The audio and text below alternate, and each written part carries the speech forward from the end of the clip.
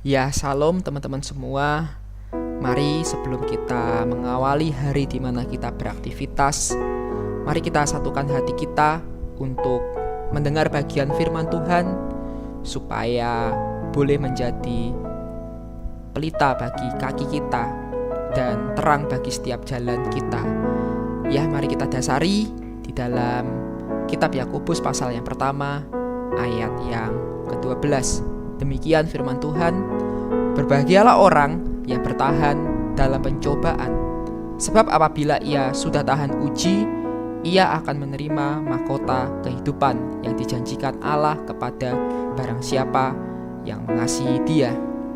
Saudara atau teman-teman semua, hari ini kita belajar dari dua segi kehidupan yang sering kita alami. Ada ujian dan pencobaan. Tentu ini akan selalu kita alami sebagai kita hidup. Ya, tentu kita harus bisa memisahkan dua hal antara pengujian atau pencobaan. Ujian tidak sama dengan pencobaan. Nah, maka dari itu, apabila seseorang dicobai, janganlah ia berkata, pencobaan ini datang dari Allah, sebab Allah tidak dapat dicobai oleh yang jahat, dan ia sendiri tidak mencobai siapapun. Nah, apa yang terjadi dalam hidup kita seringkali tidak lepas dari keinginan kita atau hasrat ambisi kita yang membuat kita jatuh dalam sebuah pencobaan. Karena kita tidak bisa membedakan apa keinginan, apa yang menjadi kebutuhan, seringkali kita tabrak begitu saja. Nah, maka dari itu firman Tuhan juga mengatakan di ayat 14, dan tiap-tiap orang itu dicobai oleh keinginan sendiri, karena ia diseret dan dipikat olehnya.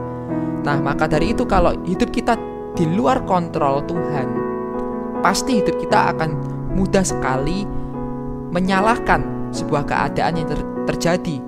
Ya, seringkali kita menganggap bahwa cobaan dari Tuhan, padahal tanpa sadar seringkali kita sendiri yang membuat diri kita dicobai, karena keinginan kita sendiri yang kita buai, ya. Dan kita juga sadar bahwa keinginan itu yang terus-menerus kalau kita tidak bisa kontrol, keinginan itu bisa melahirkan dosa.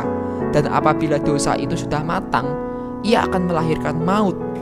Nah, saudara-saudara yang dikasihi Tuhan, janganlah kita gampang terseret dari segi kehidupan kita yang ada. Baik kita semua, tentu kita memiliki satu tujuan hidup yang mulia, yang tidak lain kita memiliki hidup untuk memuliakan Tuhan. Nah, maka dari itu kita harus sadar bahwa hidup ini adalah pemberian. Nah, kalau orang yang sadar hidup ini adalah pemberian, pasti dia akan menganugerahkan yang sempurna untuk sang pemberi, supaya kita dapat bermegah. Karena bagi saya, kalau pemberian itu tidak sempurna, pasti tidak ada sesuatu hal yang kita memegahkan. Nah, teman-teman, kita harus sadar pengujian dan cobaan itu adalah dua sisi yang berbeda. Cobaan itu datangnya dari diri kita sendiri yang membuat hasrat keinginan kita yang merujus, akhirnya kita jatuh dalam sebuah dosa yang kadangkala justru kadang kita sulit untuk bangkit dari kenyataan yang ada. Nah, selain itu, kalau ujian, tujuannya hanya satu kalau kita jumpai ketika kita di bangku sekolah. Tujuan ujian itu membuat kita naik kelas. Nah, Tuhan juga mengizinkan sesuatu hal seperti ujian terjadi dalam hidup kita ini dengan tujuan yang baik. Kita harus sadar atas kehendaknya telah menjadikan kita oleh firman kebenaran. Nah, artinya hidup kita ini, bagaimana setiap peristiwa yang terjadi ini kita harus referensikan dengan firman, supaya hidup kita ini tidak gampang terombang-ambingkan dengan keadaan yang ada. Teman-teman, tentu kalau berbicara soal ujian, kita juga bisa melihat dari satu contoh kehidupan di mana Ayub diuji imannya. Bagaimana seorang yang saleh ini harus bergumul dengan banyak hal yang dia alami. Tapi kita tahu ketika ujian yang dia alami, dia tahan uji dengan sebuah keadaan itu yang membuat dia menerima mahkota kehidupan yang dijanjikan Allah. Bahkan apa yang Tuhan ambil, Tuhan mampu mengembalikan sebuah keadaan Ayub dengan lebih baik dari sebelumnya. Jadi kehidupan ini akan lebih baik ketika kita bersyukur dengan apa yang kita miliki. Dan kehidupan ini akan selalu berjalan ketika kita selalu berpegang teguh pada prinsip nilai firman Tuhan.